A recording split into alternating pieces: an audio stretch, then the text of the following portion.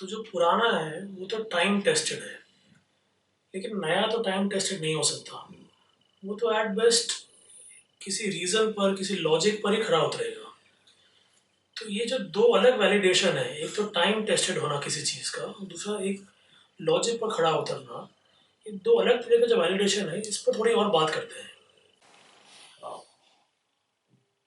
इसको थोड़ा सा थोड़ा और फैलाते हैं ना। जैसे जब कोई भी चीज होती है तो उसका एक तो जो सबसे ऑब्वियस उसका इम्पैक्ट होता है, ऑब्वियस इफेक्ट होता है, ऑब्वियस जो दिखाई देता है कि ये किया, मैंने तुमको धक्का मारा, आप गिर गए, ये तो एक ऑब्वियस सी बात है। पर क्या इस एक्शन का वहीं तक सीमित हो जाता है वो कि आप गिर गए?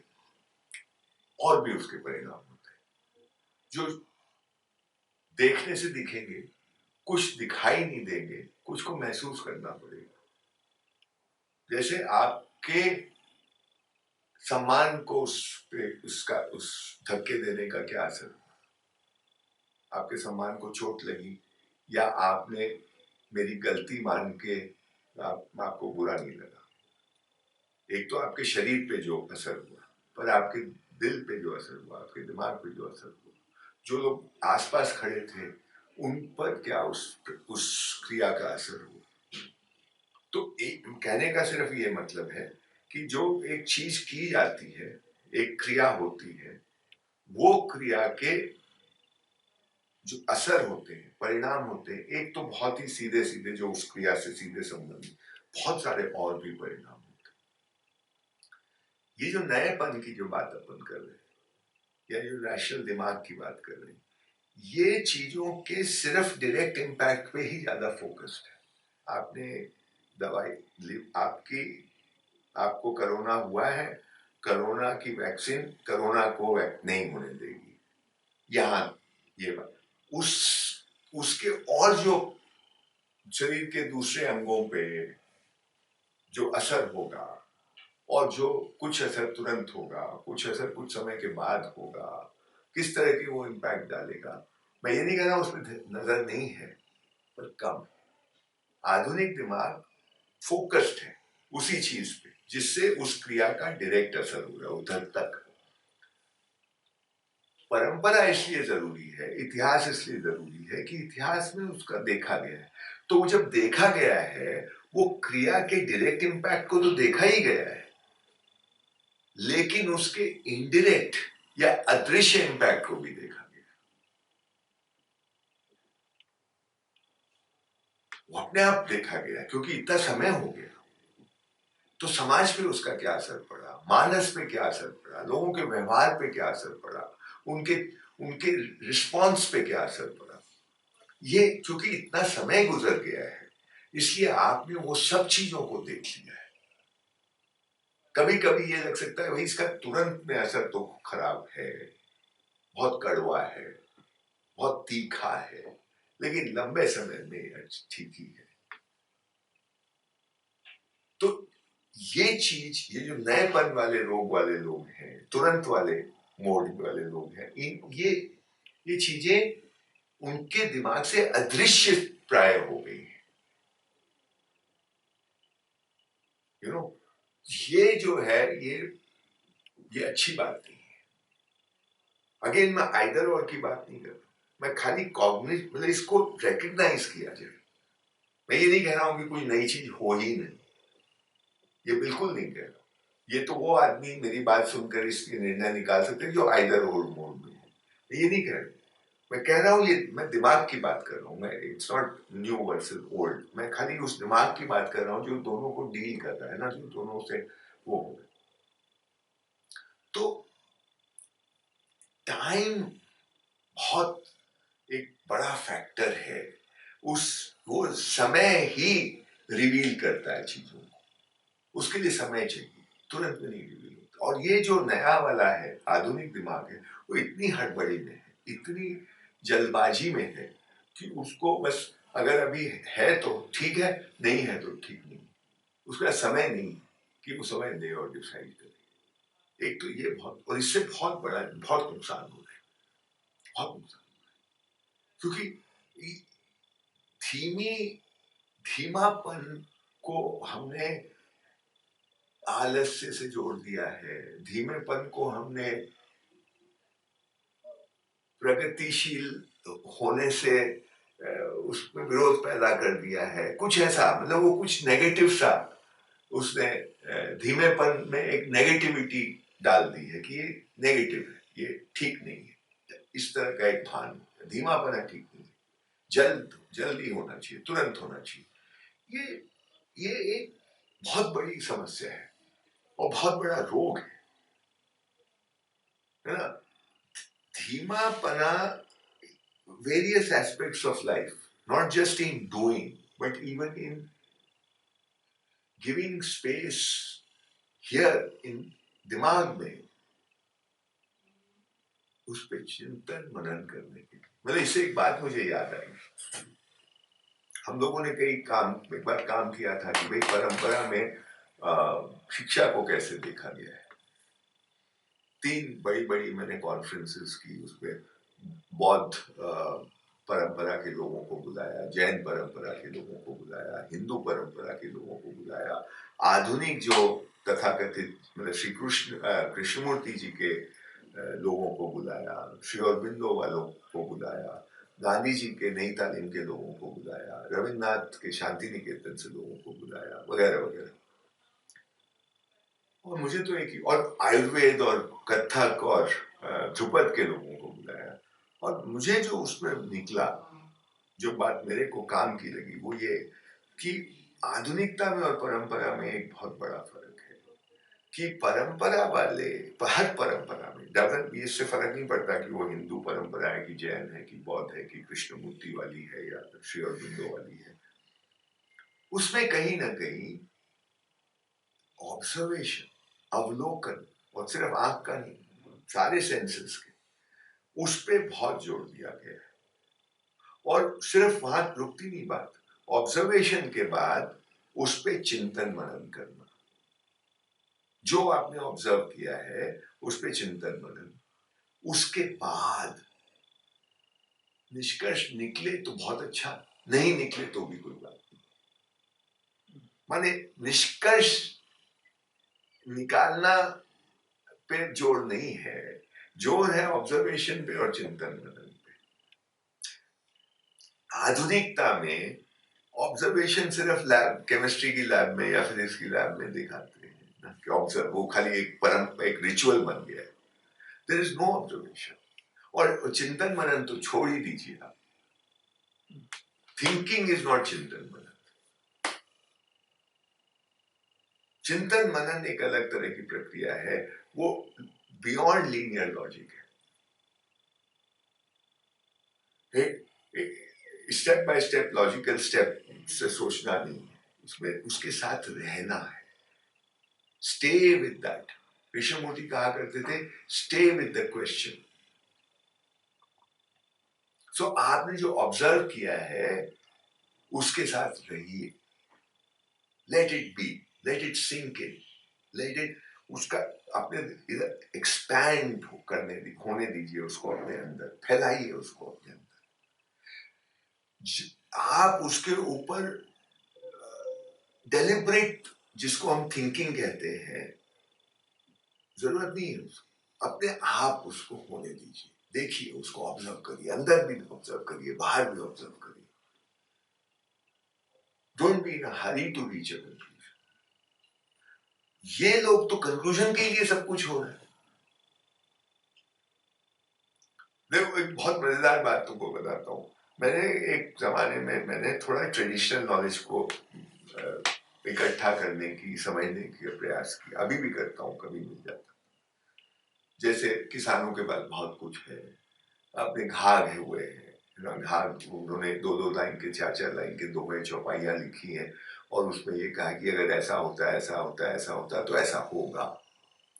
अगर होली के समय लौ जो होली की जलती है वो उत्तर पश्चिम की दिशा में जाएगी और आसमान में वो नक्षत्र दिखाई दे रहा है, तो ये मान लो कि इस साल बहुत अच्छी बारिश होगी। इस तरह की बातें, इसी ट्रेडिशनल नॉलेज इसी तरह का भरा पड़ा है कि अगर चींटियां पेड़ के ऊपर जाने लगे तो मान लीजिए कि बारिश होने वाली है, इत्यादि इत्यादि। बहुत इंटरेस्टिंग है। मैंने देखा ट्रेडिशनल नॉलेज पूरा का पूरा ऑब्जर्वेशन पे बेस्ड है, deep observation over generations, and the ability of that mind जो ऑब्जर्व कर रहा है, ability of that mind to connect apparently unconnected events.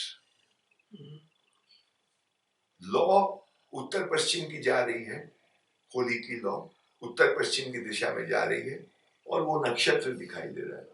Law की दिशा यानी हवा का डायरेक्शन, नक्षत्र का दिखना या न दिखना को किससे कनेक्ट किया जा रहा है? बारिश के होने या ना होने से, मॉनसून में, वर्षा ऋतु में। होली कब होती है?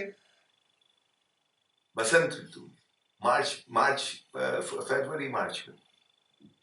बारिश कब होती है हिंदुस्तान में? जून के अंत में, जुलाई के शुरू में।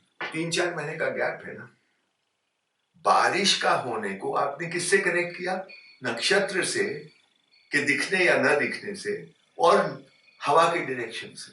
3 चीजें, हवा का डायरेक्शन, नक्षत्र, क्या कनेक्शन है, और फिर इन दोनों का कनेक्शन आपने जोड़ा बारिश के होने नहीं होने से, और समय का कितना बड़ा अंतराल है? 4 महीने का। ये दोनों चीजें तो साथ साथ हो रही है, हवा का डायरेक्शन और नक्षत्र का दिखना, ये साथ साथ देख रहे हैं आप।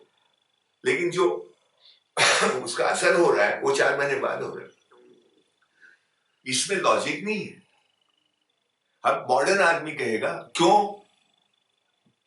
वो बोलता है देख लो होता है कि नहीं होता है, और हो रहा है तो तुम उसको नकार कैसे सकते हो?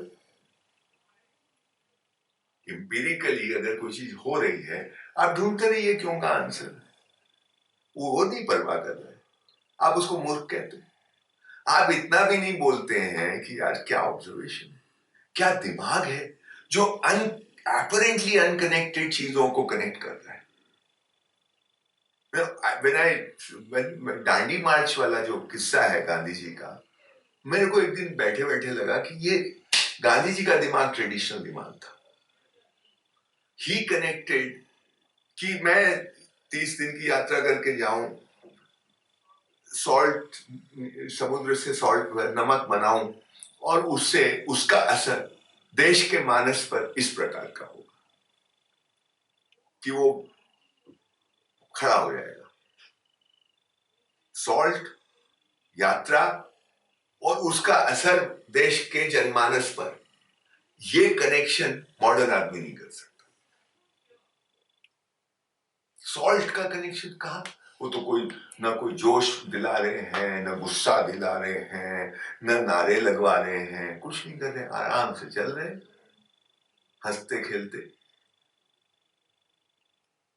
और वहां भी कोई बहुत तामझाम नहीं किया, वही सॉल्ट ही तो बनाया, कोई झगड़ा नहीं किया, कोई कुछ नहीं, और उससे देश खड़ा हो गया।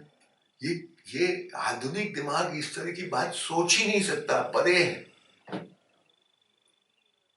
तो हम वी हैव लॉस्ट समथिंग, और हम ये मानते हैं हमारी प्रोग्रेस हुई है। ये जो रैशनल दिमाग है, लॉजिक, ये सिर्फ एक तरह से सोचता है, स्टेप बाय स्टेप, सीढ़ी दर सीढ़ी। वो दिमाग जो है वो इस तरह भी सोचता है और बहुत तरह से सोचता है। हम उसको खो चुके हैं, और हम ये मानते हैं कि हम कहीं आगे पहुंच गए। उस दिमाग को तो हमको समझ, मतलब वो दिमाग तो रिक्रिएट करने की जरूरत है। माने मैं ऐसे एक किसान से मिला जो बोलता है मेरे गांव में एक आदमी है, महाराष्ट्र का किसान था, मैं वर्धा में उससे मिला, सेवाग्राम में। वो बोला मेरे गांव में एक आदमी है जो आपको एक्यूरेटली बताएगा कि आज मेरे गांव में बारिश होगी, कल होगी, परसों होगी या नहीं होगी। कैसे बताता है? वो शाम के वक्त, सूर्यास्त के वक्त, वो पश्चिमी आकाश का दर्शन करता है, ऑब्जर्व करता है, और पश्चिम का आकाश, उसके गांव का आकाश, ये हिंदुस्तान के आकाश की बात नहीं हो रही है, मसूरी के आकाश की या दिल्ली के आकाश की बात नहीं हो रही, उसके गांव का आकाश, या आकाश हम बोलते हैं आकाश तो एक है, नहीं, उसके गांव का आकाश अलग है, दिल्ली का आकाश अलग है, वो मेरा आकाश है। तो उसके आकाश में पश्चिम में अगर रक्तिम है वो आकाश, सूर्यास्त के समय रक्त का रंग है, ब्लड रेड, तो वो नोट कर लेता है अपनी डायरी में। और तिथि के अनुसार, यानी अपना जो लूनर कैलेंडर है, जो ज्यादा एग्जिस्टेंशियल है, जो ज्यादा नेचर के करीब है, उसके अनुसार 9 महीने के बाद उस तिथि को, जो तिथि आज है, उस तिथि को बारिश उसके गांव में होगी। आपके गांव में हो ना हो उसको कोई परवाह नहीं। तो 9 महीने बाद तिथि के अनुसार, सो ये जॉर्जियन कैलेंडर नहीं। और वो ये मानते हैं, ये फिर अब कहानी जुड़ गई कि उस दिन पृथ्वी और आकाश का संभोग होता है, तो 9 महीने बाद बारिश होगी। और मैंने ये प्रोजेक्ट अपने स्कूल में किया, यानी मैंने बोला भाई अपने भी ऑब्जर्व करके देखते लिखते। तो हम लोगों ने एक डायरी रखी और हम लोगों ने लिखा उसको। अब हमारा रक्तिम का उसका क्या एग्जैक्टली वो फंडा है वो तो हम नहीं जानते, लेकिन हमको जो रक्तिम लगा वो हमने नोट किया, और 85 to 90% एक्यूरेसी। और आप मोटे तौर पे आप ये कर लीजिए, अक्सर ये अपने यहाँ बारिश जून जुलाई में होती है ना, उसके पहले आप नवंबर अक्टूबर के आकाश को देखिए, कहीं भी वो उसका रंग बदल जाता है, रक्तिम जैसा है। तो हाँ, इसकी बात नहीं करते ना, पर बात ये है कि ये दिमाग, या दूसरा वाला है कि भाई कौवा अगर पेड़ के बीच में घोंसला बनाता है तो बारिश होगी उस साल, अगर बहुत ऊपर घोंसला बनाएगा तो नहीं होगी। अब वो घोंसला बनाता है फरवरी में, वो घोंसला बनाता है होली के आसपास, बारिश होती है जून जुलाई में। तो वो दिमाग कौन सा दिमाग है जो कि कौवे के घोंसले को, उसकी पोजीशन को देख करके उसको बारिश से जोड़ता है। एक बटन में ये ऑन ऑफ करूं और बत्ती जल बुझ जाए और यहाँ कोई बच्चा हो और वो समझ जाए कि ये बटन का बत्ती से संबंध है, ये तो तुरंत होने वाली चीज है ना, सामने सामने। ये मॉडर्न दिमाग इतना सोच सकता है, उससे ज्यादा नहीं सोच। तो जैसा आप कह रहे हैं कि मान लीजिए मैं कुछ एक्शन करता हूँ और उसका तुरंत एक इफेक्ट है, उसका एक डायरेक्ट इफेक्ट है। इस डायरेक्ट इफेक्ट को समझने के लिए लॉजिक काफ़ी है, लेकिन इसका जो दूरगामी इफेक्ट होगा या जो इसके इनडायरेक्ट इफेक्ट्स होंगे, वो तो विद टाइम ही हम देख पाएंगे, विद टाइम ही हम समझ पाएंगे। उसके लिए इतिहास चाहिए। अब हुआ ये है कि हमारा जो नए का जो आकर्षण है, उसने हमारे पुराने का हमने तिरस्कार किया है उससे। जैसे दिलीप कुमार का गाना था हमारे बचपन में कि छोड़ो कल की बातें, कल की बात पुरानी। तो ये जो पुराने का जो हमने तिरस्कार किया है एक तरफ, ये हुआ है हिंदुस्तान में, तो इसका नुकसान भी हुआ होगा हमें। थोड़ा इस पर बात करते हैं। बिल्कुल बिल्कुल हुआ है, मतलब ये, ये तिरस्कार हुआ है, उसके साथ अन्याय हुआ है। और इतना ही नहीं है, हमने कुछ खो दिया उस चक्कर में। भाई आपने चलो किया जो किया, अगर उससे आपका फायदा हुआ बहुत अच्छी बात है, आपने अपना अपने ही नुकसान कर दिया। क्योंकि जो टाइम टेस्टेड है उसको तो आपको रखना ही, फैक्टर इन करना ही करना ही चाहिए, क्योंकि वो ज्ञान है भाई, वो आपकी समझ है, वो आपकी धरोहर है। आप उसको फेंक देंगे क्योंकि वो पुराना है। और उस चक्कर में, ये नए के चक्कर में कि नया ही, जो छोड़ो कल की बातें नहीं, मतलब छोड़ो भाई, छोड़ो क्यों, उसको भी ले लो ना, भी कर लो, वो कुछ नया कर लो, उसको छोड़ो। ये अच्छा तुमने बताया, छोड़ो मतलब इट्स ऑफ नो यूज। तो एज इफ दीज आर, ये बड़ा डिवीजन आपने कर दिया नए और पुराने का, जबकि परंपरा का मतलब है कि नए का तिरस्कार नहीं है। Every new includes the old. परंपरा एक धारा की तरह है ना, रुका हुआ नहीं है। ये एक मॉडर्न माइंड की नासमझी में हम ये मानते हैं कि परंपरा मीन्स ओल्ड। परंपरा इज मतलब निरंतर उसमें रिन्यूअल होता है, वो है। अगर वो स्टैग्नेट हो गई तो फिर गड़बड़ हो गया। तो पुराने की समझ को भी ध्यान में रखते हुए आगे बढ़ना, ये होना चाहिए। पर मॉडर्निटी ने, इसीलिए सरन साहब हमारे, मैं तो उनको बहुत ऊंचा मानता हूं, प्रोफेसर ए के सरन, अब रहे नहीं, वो कहते हैं कि भाई मॉडर्निटी वायलेंट है। उसका एक बहुत प्रमुख लक्षण है कि वायलेंट है, और ये एक वायलेंस है कि छोड़ो कल की बात है। मतलब नॉट उसको डेनिग्रेट भी किया, उसको डिमीन भी किया, उसके प्रति डिसरिस्पेक्ट भी है, और आपने काट दिया उसको। मतलब नया और पुराने में एक डिवीजन पैदा कर दिया। Wherever you create a division, that is violent. आप एक things are in a continuity, no, ये अलग वो अलग, ये रिडक्शनिज्म। हम अब समझ सकते हैं बात बात में एक रिडक्शनिज्म क्या है, कंपार्टमेंटलाइजेशन, रिडक्शनिज्म, सब चीज को अलग अलग करके काट के उससे निकलता क्या है। अब मान लो कि कुछ चीज को आपको भाई इतना हम तो पगला जाएंगे, तो एक बार फोकस रखो, इतना ही करना कर लो, लेकिन देन फिर उसको जोड़ तो दो। तो ये जो मॉडर्न एजुकेशन और मॉडर्न साइंस वगैरह की वजह से जो हुआ है, ये तो वायलेंस हुई है अपने साथ। हमने अपने ही पाँव में कुल्हाड़ी मारी। जो कुछ हमारा इतना कुछ है, सब जो चीज उसमें, उसको हमने एकदम ही मतलब फेंक दिया उठा करके। और टोटल इससे ये मतलब इसका संबंध मैं कंज्यूमरिज्म में, यूटिलिटेरियनिज्म में देखता हूँ कि आदमी जो टुडे, तो आज का दिमाग है, वो टोटल खाली यूटिलिटी को देखता है।